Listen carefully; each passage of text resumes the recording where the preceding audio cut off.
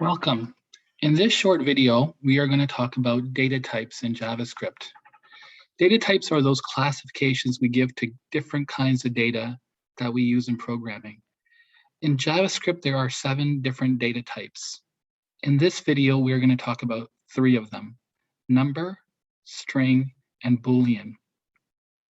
In JavaScript, a data type number of type number is any number including numbers with decimals in them. So that means it includes integers like 4 and 8, 1,516, but it also includes real numbers with decimals in them like 23.42.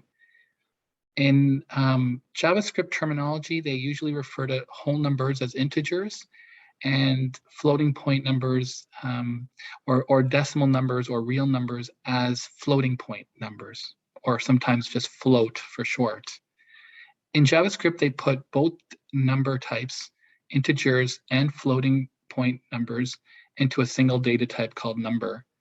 In other programming languages, sometimes they break it out and they have different data types for integer and a different type for floating point numbers.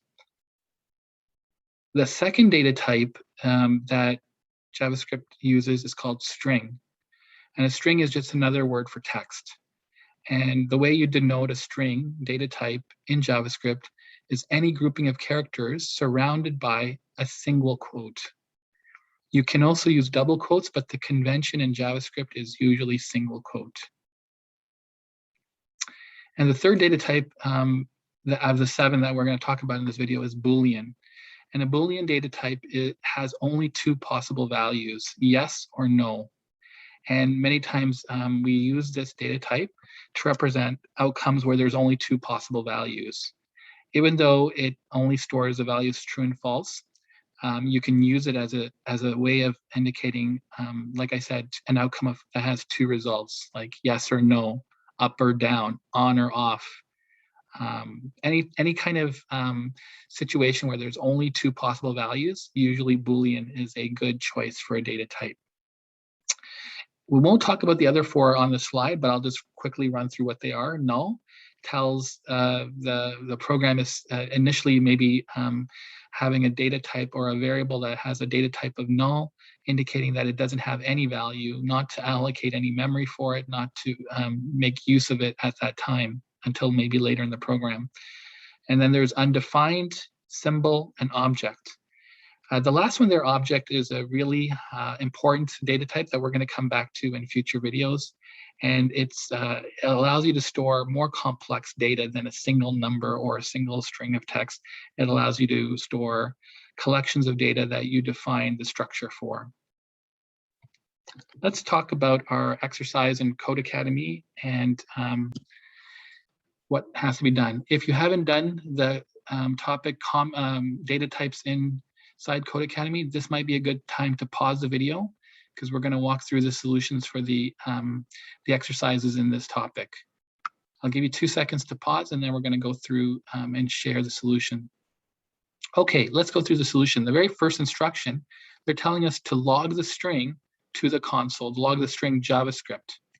So the point of this exercise is not to become familiar with the logging, or we've done that previously, console.log, to print anything to the screen. The key here is they want you to use a data type of string, because this one is surrounded by single quotes. It's a text, it's a word, and they want us to log it to the console. So this JavaScript between single quotes represents a data type of string. Let's run that and see the result in the console. Okay, very good. Printed out Java console. The checkbox is marked. It means we're all good. We're going to move on to the second one. They're saying log the number 2011. So again, remember, the point of this exercise is not really the console.log. We know that. We've learned that. They're trying to get us to use a data type of what? It's 2011. It's a number. It's an integer number, to be specific. So we log that, run it, and now we're printing out JavaScript and the number 2011. Okay, good. The checkbox came marked. So on to exercise number 3. They're asking us to print, woohoo, I love to code, exclamation mark, hashtag Code Academy, to the console. So this is another example of printing a data type of type string because it's in between single quotes. The difference, I think, in this exercise and the last one is that they're trying to, I guess, demonstrate that a string can be more than just alphabet characters. So we have exclamation mark here. I've got a hashtag, which is a special kind of symbol.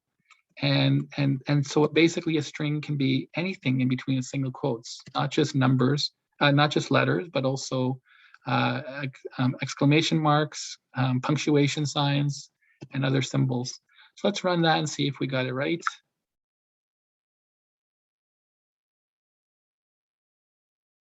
Oh, I made a mistake. So they're saying, ooh, I love to code. Maybe I have one too many spaces somewhere. Okay, let me remove a space.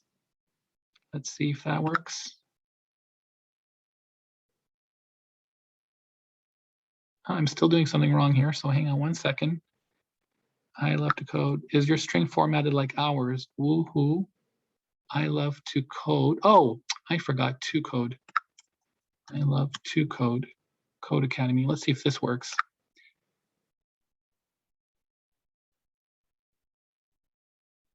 All right, okay, let's move on to the fourth and final exercise in this topic. On line 4, print the number 20.49. So they're getting us to print out yet another data type of type number, but this number is not an integer, it's a floating point number.